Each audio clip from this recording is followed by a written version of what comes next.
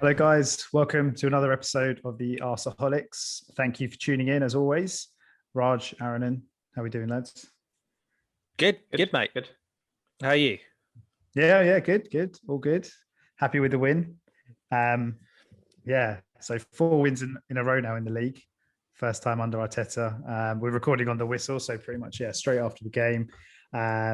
Crystal Palace 1, Arsenal 3. I think we all thought that was heading for another draw, and a disappointing result, but we managed to get two really good goals at the end of the game and snatch the 3 points. I mean, I was just going to ask you guys about the performance, really, because I personally didn't think it was a great performance. I thought we were pretty average for the duration of the game. Maybe it's just the moments of quality that shone through in terms of the goals.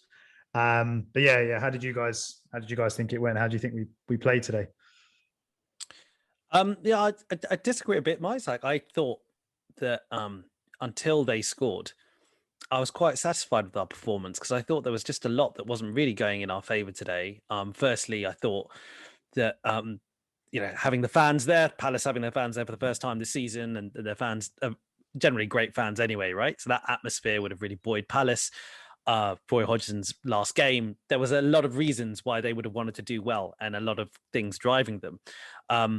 And then I'm sure we'll get onto this in more detail later, but I thought the refereeing was horrendous. I thought they could very easily have been down to 10 men after a few minutes. They could have been down to 10 men later. But those things in the past, it feels like there have been games where when those things don't go our way, it's really affected us. But we stuck at it. We scored. We controlled the game in the first half. I thought second half, again, I thought we controlled it without creating much. We controlled it. But then when they scored, then I thought we were rubbish right until injury time.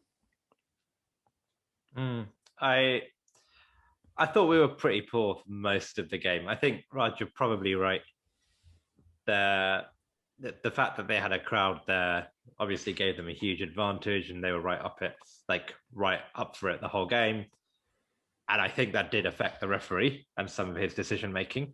I think he got overwhelmed by a few things, especially in that first half. But I look at the overall performance, and I think we are, except that the last 2 or 3 minutes, we really lack in chance creation. We really lack in our ability to transition from defense to attack, but we won. So if all of our games are like this, then I'm perfectly happy. But I think there are going to be bigger games next season where if we don't play better than that, then we probably lose those games. Yeah, I think that's fair, mate. I think the problem is when you go away anywhere in the Premier League, like maybe bar some of the relegation candidates, well, people have got relegated, but even them, to be honest, no game's easy when you're away. And I know this season away and home has been irrelevant, but today was a proper away game, and you're not really going to get that many chances. I do agree. I think the stats don't look very good in terms of until injury time. I think we had like 3 or 4 shots on goal. I think it was really low, and that's been a problem generally through the season. But what I found a bit more frustrating with that actually was there was a lot of times where I thought we got in good positions, the ball's whipped across, and there wasn't the Aubameyang that you would have hoped for being there. So I think the fact that there weren't many shots, I'm not sure personally how much of it was to do with chance creation and how much of it was actually to do with poor movement from our forward players in the final third in the box. Yeah, I think you're right. I think Oba was really poor, and that had an effect. And I think he was at fault actually for their goal as well. But yeah, let's look. The points are what counts, and we got them. And we had those 3 moments of quality, and they were 3 really top moments. Just a shame that we're not really good enough yet as a team to make it look like we consistently create those moments of quality throughout the game. They just seem a bit random right now. Let's talk about the goals then, and the match a bit more specifically and a bit more detail. So yeah, the first goal, it was a very, very good move, wasn't it? And it showed, I mean, that Saka Tierney combo again, which we've seen a lot this season. But I think the thing that stood out for me was, Kieran Tierney, like how much we missed him in that period that we really needed him a few weeks ago. Such a massive player for us and a big kind of driving force down that left-hand side. And the goal comes, like I said, from a really good move, and Pepe was in the right place for it with a good finish as well. There's so much quality in that goal, right? Saka's back heel was quality, Tierney's cross was quality, Pepe's run and finish for quality. The interchange between Saka and Tierney before the kind of the back heel, even, I thought that was really impressive. What I really loved about it, guys, actually though, is like, obviously before that, if you remember, Tierney goes down near the Palace fans after he gets kicked in the back of the leg. He made a meal out of it. It was, he obviously made a meal out of it, and the crowd are booing him, and they're booing him, every time he got the ball from then on. And it reminded me of something quite funny, because like the other day on Sky Sports, they were showing one of these old Celtic Rangers games, and it was Kieran Tierney's playing in that, and he must be, I don't know, 19 at this time. And you can hear like the fierce rivalry is so obvious. The stick the Celtic players are getting is so obvious. And, it made me think about how much he would have had to, deal with in those Old Firm derbies. Being booed is not something he's going to care about. Being booed is not something that's going to put Kieran Tierney off his game in any way. And it just felt that he got better when they were booing him. I did not see him misplace a single pass or do anything with any hesitation after, they started booing him. And that cross was just perfect in front of the fans who, where the incident had happened. So I loved it. I loved it for that reason. Anything to add, Aaron? Speechless. I also loved it. And I agree. I was actually thinking something very similar. It almost felt like today almost felt like a bit like a new season to a certain extent. Like crowds are back, new kit, like everything, right. New kit as well. Yeah, of course. But yeah, I don't think Kieran Tierney was that bothered by the crowd, and I think we've missed him so much. Him and Xhaka really helped build up our play on that left-hand side, and without them we really struggle. So let's hope we rectify some of those deficiencies in the summer. We'll have to leave that for another episode, I think. About another 5 more episodes, I think. Yeah, probably. Discuss that. I mean, obviously, when it went in at halftime at 1-0 up, and they got their goal from a set piece in the second half, and Aaron, and you alluded to it, Aubameyang at fault. I'm not sure what is that, because he played everyone onside, or I think he was a bit deeper and he wasn't really holding the line. But I mean, you can kind of forgive him for that, would you not say? Not on a set play. Fair enough. He's not like he's extremely deep where he's kind of playing, he's behind the line slightly, right? He's not like completely out of position. He was the closest to the ball, right? So you could say that actually, someone who is in front behind him just should tell him to step up a bit. Do you not think? I think it was El Neni first, and then Gabriel, but they kind of just got bullied a bit by Benteke. Oh, absolutely. Yeah, I think there are a number of errors there. So I think Over should have. If Over's holding the line, then I think Benteke is probably offside. But even then, I think El Neni goes to ground very easily, and I know VAR looked at it, but no referee is going to give that as a penalty, or as a foul, and disallow a goal for that. I don't think. Strange. I think worse decisions have been made this season. I mean, I agree. Like, he went down softly. I think Gabriel. It looked like Gabriel just tripped as opposed to kind of being pushed to the ground. But yeah, El Neni was soft. But like it for me, it was just like another one of those. Yes, it wasn't. I'm not saying it should have been disallowed. I'm not saying that, but it was just another one of the decisions that just didn't go our way. So that was one where, for example, yes, probably shouldn't have gone our way, but the ones that should have, didn't. And it just typified I think a game where it just felt like we were going to get no help from the officials, even if we deserved it. But yeah, like I don't know. It didn't look like with the offside decision they went for the lines. It felt like they just, because there are those 3 stages or whatever it is of VAR review, right? The eyesight bit, the line. It didn't look like they went for the line, so it seemed like they were very clear. They thought that it was very clear that he was onside. Looked quite close to me. I was surprised they didn't bring the lines out. Yeah, I didn't think it was off, but again, I don't think anyone really understands the process of what they do these days and when they get the lines out, when they don't get the lines out. I think if I think of how VAR should work, I think that's how I'd want it to work, for a referee to look at it and say, is that offside? Like when you start drawing lines, I don't like it. But yeah, I don't think it was offside. I think it was a perfectly legitimate goal. But we just need to be stronger and more organised at our set plays. I'll say you don't like them drawing lines. And what's the whole point if VAR otherwise, right? Because then you've just got some other bloke who's just looking at it.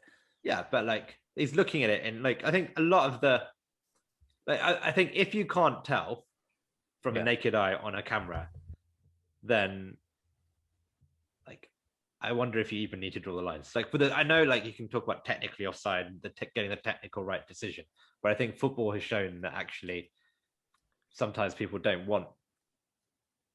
Oh, I understand what you mean. I understand. People don't want to sacrifice. Or give the benefit speed to the attacker. Just give the benefit to the attacker and say, I can't tell, I'm just going to give it to the attacker. Yeah, I get what you mean. I completely agree with that. Yeah. But then there's, this could turn, so I'm not going to ask that question because it turned into a massive conversation about VR and offsides. Okay, so yeah, we 1-1. I mean, Raj, you said it, we weren't particularly good, or we were pretty rubbish after we conceded. I think Palace dominated. But the goal that we scored, I think it was around the 89th, 90th minute. I think just before that, they had a penalty shout from Zaha, didn't they? And I don't think they showed a replay because we went and scored straight afterwards. But I thought that might have been quite a close call, but I guess it wasn't. It would have been reviewed. But in terms of our goal, obviously Ødegaard came off the bench, and I guess he made the difference. It was a fantastic. I mean, it was good build-up play. I think we were looking for that, weren't we? I felt like when we did have the ball, we were building up patiently, and I was getting frustrated, to be fair, because it felt like one of those where we just weren't going to get the opening. But it's a fantastic ball. One of those balls that's just so hard to defend against.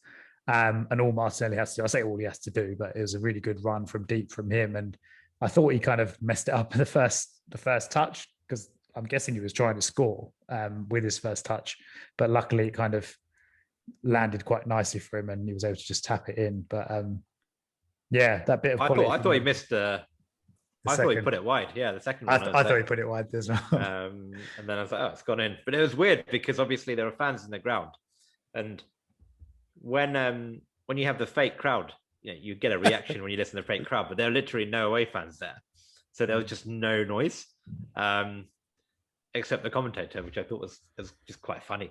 But yeah, like fair play to him. He had that game when he played up front, Martinelli, and looked quite ineffective, but he is shown that when he's in the box and he's in possession of the ball, he is quite direct and makes things happen, and he has that hunger and that desire to just get on the end of things, which is like so rare in our team. Completely. It was really nice because after his last performance, when he started at centre forward last game, I think we were all quite critical about aspects of his performance that game, where it was more around the off the ball movement you need to do as a striker and the awareness in the box, and thinking about, is he more of a raw player and does he need to learn more of that kind of how you actually be a poacher or whatever it is. And it was the perfect, like Sarah, it's a perfect example of how you do that well. Like, he was completely alert, he gambled, and it's one of those things that if he doesn't make contact, if he doesn't convert it, no one really talks about it. It's not even a thing. It's not even regarded as a big miss. It's just regarded as that was a close, but it wouldn't, you don't even talk about it. So that was excellent. And I think we can talk about systems and tactics and, failing in how we build up or whatever it is. But today was just such evidence to me that you need quality moments. Do you know what I mean? Like, you can't, in injury time, you need a player who's that good to put in that kind of ball, and you need a player who's that good to make the movement and really gamble, and you need that. And then even in Pepe's third goal, which we'll come on to, it's just all individual quality. And that's just for me, like, we've spent how many pods have we recorded talking about, we haven't created enough chances and haven't this, and it's all those things are true. Not saying they aren't true, but when it comes down to it, ultimately games are won on stuff like this, aren't they, guys? Like, moments of quality when it matters. I can't even remember the last time we won a game with a goal in the last 5 minutes. This season. There was the Europa League game, wasn't there? When Aubameyang scored the header at the far post. Was it Olympiacos? Who was that again? I think it was like that was like 88th minute or something. Whatever, yeah. Yeah. And Ketia scored that equaliser against them. Oh, Fulham. Yeah, true. Yeah, that's true. 7 minutes into maybe we're getting better at it now. Yeah, maybe. But one of my biggest criticisms of this team is how we attack in the last 10 minutes, where it's just so cautious and so passive. And we often play the last 10 minutes of the game, and sometimes like it's the first 10 minutes of the game. Like, you remember against Villarreal, just so cautious and so passive. And there were elements of that today where I thought the urgency isn't there, but when we do create those few chances, we absolutely have to take them, and thankfully today we did. Completely agree. And then the third goal, which came shortly after, Nicolas Pepe. I mean, it's the kind of thing that you pay £70 million for, isn't it? Really, for a wide player, wide forward.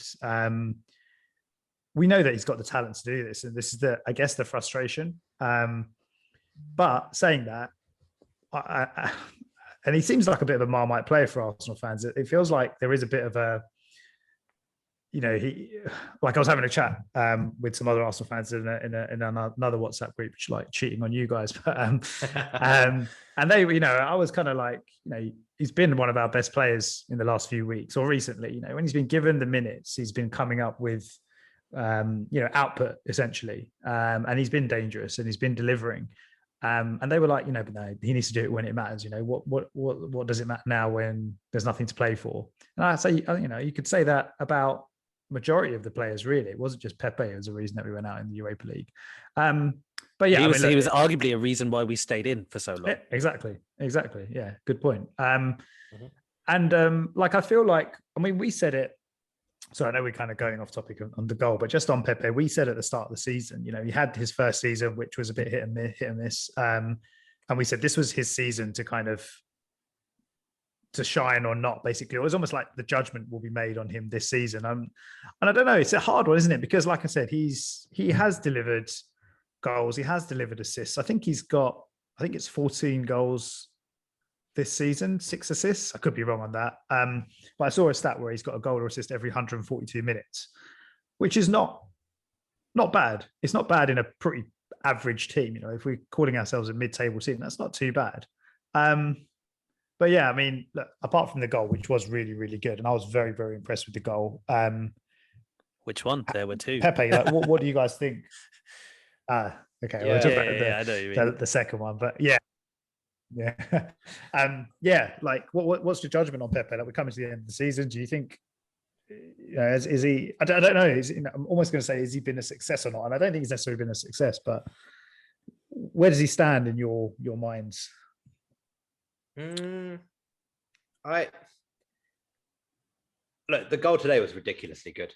Both actually the finish today, and if he can do what he done today, every 2-3 games, I think that's all we can ask. I think he's still just a little bit inconsistent, and even in the games himself, like, he'll go 60-70 minutes and do absolutely nothing, but he is one of those players who does have the quality to actually do something special. Like, there are very few players, if anyone, in our team who could do what he did for that third goal today.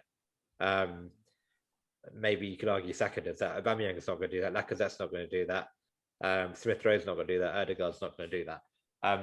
So you want players like that to make it happen. And he is, he's slowly shifting the balance to doing more good than like I think in his first season he had some moments where he was really bad. And now I think he's gone from those moments. He's not really bad nowadays. He doesn't go and have bad games. He just goes and has quiet games where, he keeps the play moving, but just doesn't do anything special. And hopefully now he can start shifting that balance to actually saying, well, I'm going to start doing more top level things to justify my place in this team.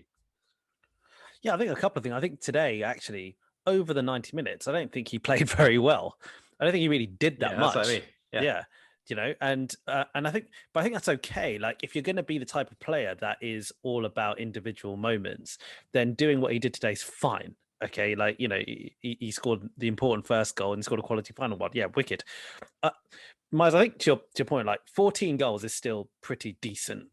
For a wide player to come away with 14 goals at the end of the season is pretty good. In this team as well, but a team that doesn't create chances. Create chances. Exactly. And I think maybe if you flip it and think, well, really, it's not necessarily been a case where he's been performing sporadically throughout the season. He kind of had a pretty average, poor first half of the season, like the rest of the squad did. And the second half of the season, he's been really good. If the second half of the season, if he continued that form, if we got Pepe for what we got for the second half of the season, and it's good because it's the most recent half of the season, if we got that and a whole season, he probably gets you 20 goals at least. That's really good. If you get a wide player who's going to score 20 goals, then it doesn't matter if he drifts in and out of games. 20 goals for a wide player is really impressive. Therefore, to get 14, I think at this stage, given the season we've had, I think you've got to feel positive about it. If you don't feel positive about it, then you're probably doing it an injustice in the analysis because, as I said, all the numbers point to it. We've been a completely different beast since mid-December. And luckily that's this half of the season. So look, mate, I think overall, I think he's had an average season overall, given we've all players, the squad, we're not in a position we want to be, but I think the trend, I think it's really positive. It also wasn't helped by the fact that in that first half of the season, Willian started over him most of the time. So he's only really had half a season of like being, if not first choice, one of the first choice players in that position. And maybe if he was given a run in the team earlier on, he might have just pulled something out of the hat and got us 3 or 4 more points in that first 10-15 games, and we wouldn't be where we are now, where we watch West Ham versus West Brom, hoping for West Brom to do us a favour. Yeah. I mean, it leads nicely onto, I guess, where we are in the league, where that win leaves us. 58 points, 9th place. West Ham, obviously, we're now past the West Ham game. Sorry, they finished and they've obviously won. So we can't catch them in 6th. So the stars are lining up for 7th place and the Conference League. I suppose still a lot has to happen for that to happen. Spurs and Everton would have to drop points, and obviously we have to win our game. I'm looking at the table now and I'm getting stressed out. But what do you think Arteta's gonna like? How do you think he's gonna play this next game, the Brighton game on Sunday? Obviously, he's not going to go out to not win it. But do you think if there's like news filtering, I don't know, like I'm genuinely intrigued how he feels about this competition and what he, like we don't want to be in it. You'd rather not be in it than be in it, obviously for obvious reasons. Sorry, but I just don't know how it's going to play out on Sunday. And there's a Spurs factor as well, right? Obviously. I think we have to play to finish as high up the table as possible. I think that's what Arteta will do. Like this conference thing, like we could still go out of the qualifiers next season. He could still throw it away then. Or we could, we've talked about it and said, look, it's not going to be ideal. It's going to be a distraction. The reward of winning it isn't that great. We'll be the first ever winners if we do get in there and we win it, which would be quite funny. Which was, they can't take that away from us. But No, I think, look, you play to win and just see what happens. But, it does make Sunday a bit more of a game for the fans who want to finish above Spurs rather than the players who probably, are going to be slightly less motivated now. Yeah, I think Arteta will probably also look at it and think, well, he won't want to, from a personal perspective, want to make it look like that we've gone backwards this year. And I think that might play in his mind that if he finishes 8th or if he finishes 7th, then at least he can say that we haven't gone backwards in terms of league position. I think that might weigh on his mind, and I think he'll go out there and he'll think, look, at the end of the day, in order for us to finish 7th, then Tottenham and Everton, both of them, have to not win. And he's probably going to think one of them may win. Everton against Man City in normal circumstances, obviously you bank on Man City. Man City got the Champions League final the next week. They don't care. They lost to Brighton. And with Tottenham, again, you kind of don't know, but so put it this way, I think Arteta's going to go for it. I think the players will go for it. I think they'll really want to win. It won't be easy though, because I think this time of year, I always find it quite interesting when you play teams like Brighton, who they're not relegated. They're safe. What have they got to play for? I think it's what they have to play for is people in the shop window. Mm-hmm. So I do find that bit quite interesting. Bissouma, for example, player that we've been linked with and we might quite like. He's probably there going, well, I want to put in a big performance. So it's quite interesting.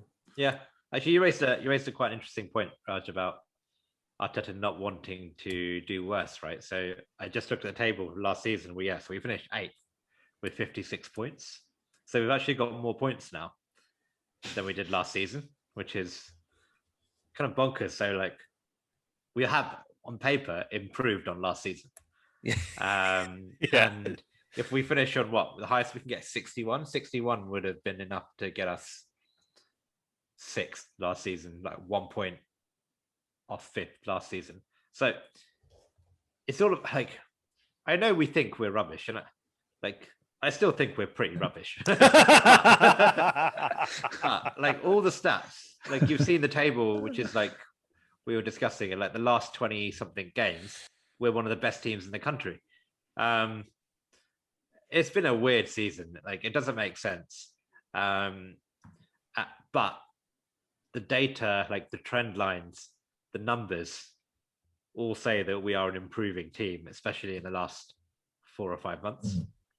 Well, I've said this in arguments with fans from other clubs, and I think when we were under Emery, in Emery's first season, a lot of people have said to me, they said Emery was so hard done by.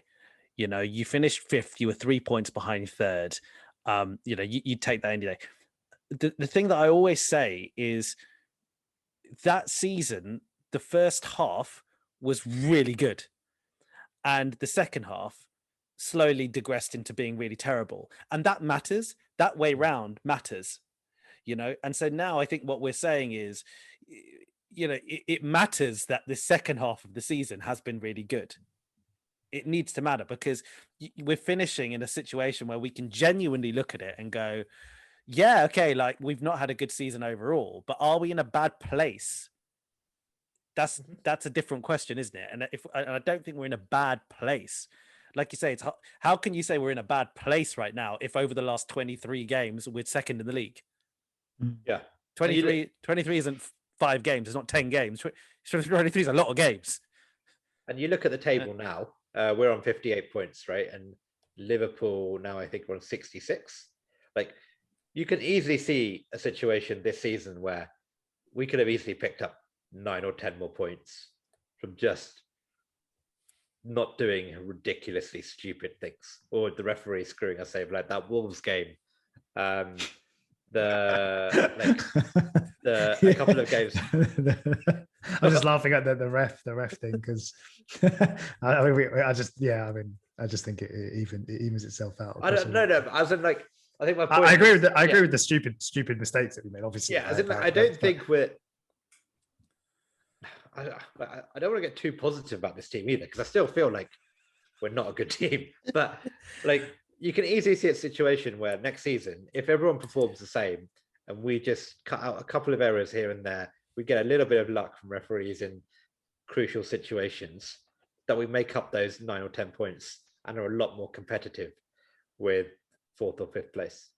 Well, you can even simplify it even more, can you? And you say, look, all things considered, if we play next season how we played the second half of this season, we may be in the top 4 next season. Yeah. That's just basically if everything else evens itself out. Imagine like good, refereeing, whatever. If we just play next season how we played the second half, that's a lot of season, a half a bloody season. Yeah, as long as we do that, it would be okay. But it's just we can't deal with another absolute cluster. Yeah, I mean, can we? Like with the spell that we had in the first half of the season was just horrible. We were just terrible in every single way, and we can't do that again. I mean, this team has just been so inconsistent, right?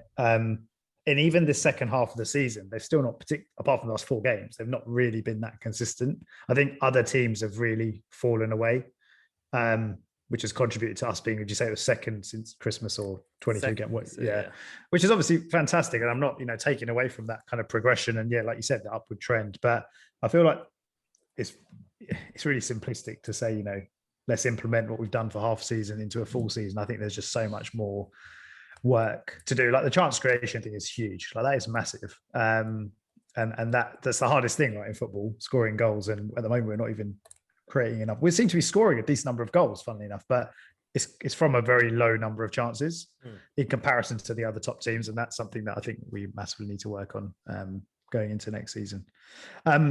Should we just talk about the game on Sunday then? Because obviously there is something to play for. And not just the Conference League position, but obviously potentially finishing above Spurs as well. So there's that. And obviously we, as in the 3 of us and Nero, will be going to the game. And we're all obviously very, very excited about that. Are you looking forward to it? I'm assuming that you are. I can't wait. Yeah, it's been over a year. It's a shame. It's a shame West Ham won today, because it would have been really fun to just go into that with a chance of finishing 6th, even though it was very unlikely, I think. But at least there is that tiny hope. Well, not tiny hope, but that tiny kind of one thing that we can clutch onto, which is potentially finishing above Spurs, which would just be funny more than anything else. And at least we can be hilarious. Yeah, we can at least then walk out of the ground feeling like, we achieved, like, I think, the bare minimum of things this season. Well, we haven't finished above Spurs in like 4 years, right, or something like that. Like it's been a few years now. It'll be incredible to think in the season, which I think we'll all agree has been our worst overall season. Overall season and end of season finish, all the rest of it, like no trophies, etc. In that kind of season, to finish above Spurs, when let's remember, at one point this season, not only were they allegedly having the best front 3 in the Premier League on paper, Bale, Kane, Son. At one point, when Bale signed, that looked pretty scary. And then when Jose Mourinho was grinding out Jose Mourinho results, and they were top or whatever for November? Were they top? Did you say Aaron? Yeah, I think November, December time. Yeah, they were top. I mean, come on. Yeah, and at that point, we were also thinking, are we going to get relegated here? we genuinely were thinking, yeah. Yeah. We were discussing the price of how much our season ticket would be in the championship. It'll be the same, mate. Yeah, probably. It would be funny, and there's a chance it could happen. Like, it's not impossible that Leicester need to win, and they need goals, and Spurs aren't doing too well, and we've got Brighton, so stranger things have happened. I mean, Spurs have to win, and if we win, assuming we win, Spurs have to win. So basically, Spurs will have to have a very good result against a Leicester team who will be desperate to win. Yeah. So It should be a fun afternoon, yeah. Especially if we get news of that first goal being a Leicester goal and sends a bit of excitement into the crowd, doesn't it? I mean, just like you said, Aaron, and first time in a year or just over a year. What are you guys most looking forward to on Sunday? Apart from seeing you guys, I'm just looking forward to just doing the whole routine. Yeah, like getting on the overground, walking out the station, getting some food and something to drink beforehand, and then like the walk to the. I'm assuming like it's gonna be 10,000 people there, so it'll be a lot quieter than it usually is. But we're sitting somewhere different, which is nice. Check out some new seats. Yeah, hopefully the weather's all right and we can have a positive result. Let's hope we see some goals. It'll be like, I think Raj, you made a good point. It's going to be the first time we've seen some of these players in the flesh. Like Odegaard, Partey, Gabriel. Yeah, so it's going to be fun. It's a bit of what's the word? It's a bit of a shame it's the last game of the season and there's not much riding on it, but at least it gives us that little taste before next season. Yeah, I think as a fan base, as a society, everyone's just been through a hell of a lot. But, when we think of ourselves, even as a fan base, selfishly, we've obviously just had a really rubbish year of football to go with it. Yeah. But the fact that, we've won a number of games on the bounce, the fact that we could finish above Tottenham, for the final day, it reminds me of that season. I can't recall. Was it the one where we finished second? Yes. When Leicester won the league. Yeah. Remember that year? And it was on the final day of the season, wasn't it? Where Tottenham screwed up.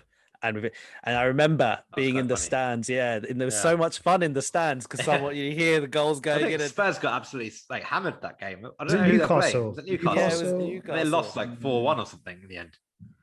I think so. That was Arteta's final game. I think. Oh, was it? Okay. Yeah, because I remember he scored. Villa? Was it Villa? Might have been Villa, but he came off the bench and he scored a deflected goal. It was right in front of us, actually. Oh, maybe. And then, so it was like a cracking day. It was really sunny. Yes, so it was. And yeah, that was it. It just made the whole day it was a bit of a meaningless game, but yeah, we finished second that season, which is unbelievable now. And yeah, let's just hope it. Yeah, let's hope it's a good game. Yeah, and I think it'll be a really fun atmosphere. I think everyone, again, even though it has been a troubling season, I think everyone's going to be in a really good mood to go there. I think everyone will be in a good mood. We've had a few good results that, again, potentially can beat Tottenham. So I think overall it'll feel quite good. I wonder if there'll be any kind of protests and stuff. It sounds like there's talk of it, right? A couple, yeah. Apparently, security is going to be tight, so you won't be able to get near the ground or considerably near the ground because they'll have match day security and stuff. But I think there are plans to at least show some dissatisfaction, put it that way. Yeah, be interesting. And yeah, just to get some drinks, man. Just have a drink before, have a drink after, that'll be good. And it's your birthday. It is my birthday. A couple of days afterwards. Day before. Yeah, day before. On Saturday. So, yeah. Funny enough, next year, and it's more like my birthday is going to be the final day of the season. He's already checked. Wow. Yeah. If you think about it, yeah. So imagine if we win the league on your birthday. Yeah. That's calling it now, mate. Nice one. Yeah, I can't wait for it either. Everything you guys just said. Pretty much feel exactly the same, especially the pre-match pint 1 minute before going onto our seats. That should be fun. But yeah, are they serving beer in the ground? I don't know, actually. I'm not sure if they are. We need to find out. Yeah. How are you going to find out? Call them up. Yeah. I'm not coming then. All right, nice one, boys. We'll get predictions then. Aaron, how do you think it's going to go? 4-0 Arsenal. Why We not? do- Last Been game sucked of the in. season. He's been sucked in. Last game 4 of the wins. season. The optimism is there. The pressure's The off. road to Albania begins next season. The final is in Albania next year. Nah. Tirana, right? Yeah. Tirana. Raj? I think it's going to be a comprehensive win as well. 3-0. Oh, okay. I think it's gonna be a really entertaining game. I think Brighton will come and try to attack. So I think it'll be quite an open, interesting game to watch. And hopefully it is, because I hope it's just a good game to watch. Yeah, I'm going to go 3-2, reverse of their result against City. So I think we'll win 3-2. And that would be a good game to finish the season on, at least. Some goals. Or any of those results would be good, wouldn't they? Do you think Spurs will slip up against Leicester? And where do you think we're going to finish? So I was just looking at the table, and actually Spurs also need to win to have a chance of getting sixth. Spurs can still get sixth. Yeah. So they're going to have to go for it as well. Leicester are going to need to win and potentially need to win comfortably to challenge Liverpool on goal difference. So that's certainly going to be the game to watch. I think realistically, Leicester are just hoping. They're just hoping to win and hope that Liverpool slip up, right? I think they're 4 goals behind Liverpool's goal difference. So they'd have to win. So it's like 5, 6, 7 nil. Palace are good. Roy's last game, like Palace have caused heartbreak for Liverpool in the past. You remember when they were about to win the league, Yeah, and Suarez was in tears that day.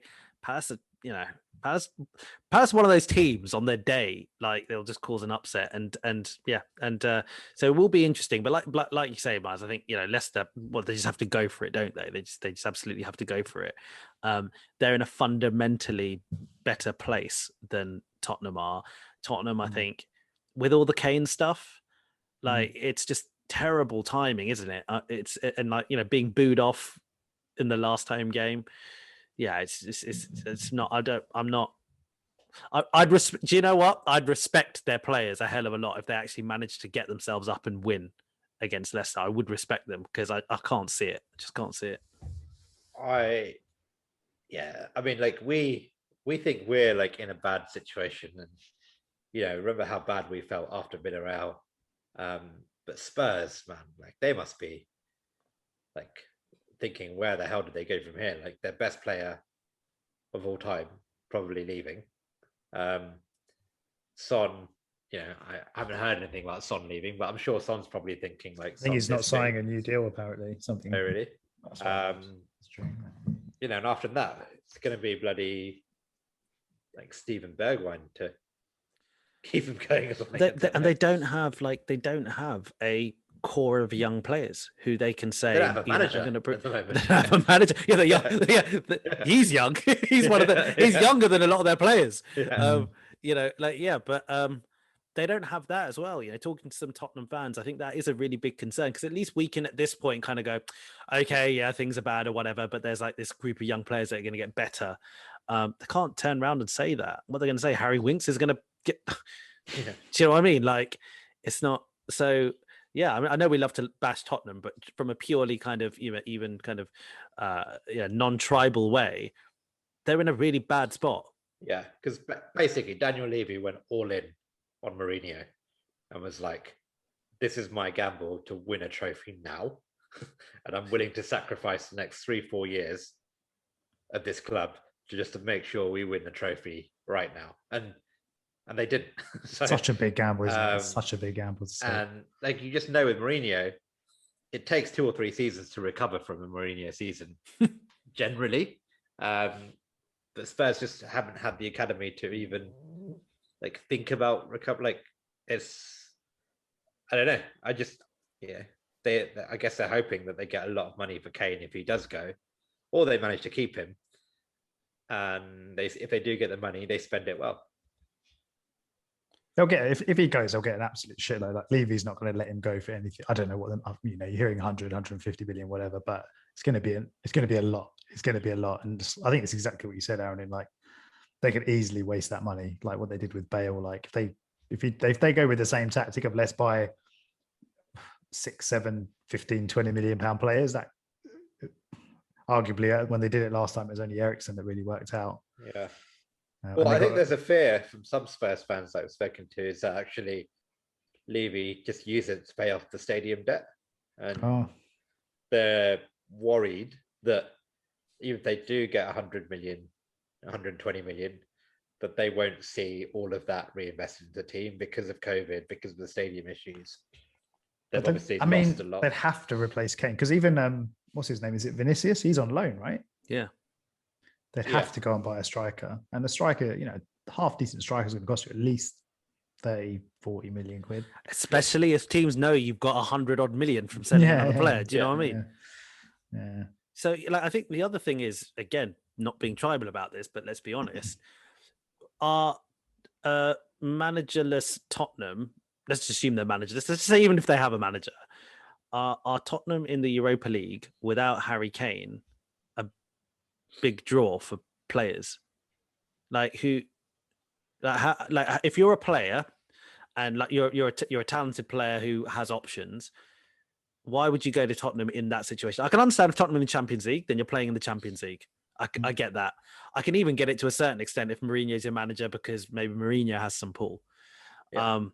But it's tough for Spurs. It's tough for Arsenal as well. Don't get me wrong. Like, for us to attract players is tough as well right now. But again, like if you for in a summer where you're going to lose your best player, like your talisman, and when again, like you're not really sure who your manager is or whatever, it's going to be tough. It's going to be tough for them to get the same level of quality, like to get 30 goals a season from Kane, and someone who can play so well and complement Heung-min Son as well. Like you've seen they've brought Vinicius in, and I don't know if he's doesn't seem anything special, but I'm sure he's a perfectly capable striker. But as a team, they just look completely lost without Kane. Do you remember there were those periods where Kane was injured, where like Son would play almost as a central striker, and actually they looked okay at times? Yeah, they did. Yeah, you're right. I wonder if they'll do that. If they'll go, oh, screw it, make Kane the main man, and then try and buy a winger. The main man, I don't know. But they're going to need to nail down who their manager is, because I think as well as one of those things, like you say, if you can't attract that top caliber of player, you kind of need a manager who's going to be able to have like a decent plan and actually get more out of a bunch of components. And then who's in the pipeline for managers now? I don't even know who's there anymore for them. Frank Lampard, maybe. I mean, no chance. I mean, no, yeah, that's not going to happen. I don't think that'll happen for a number of reasons. But yeah, I don't know who else is going to be there.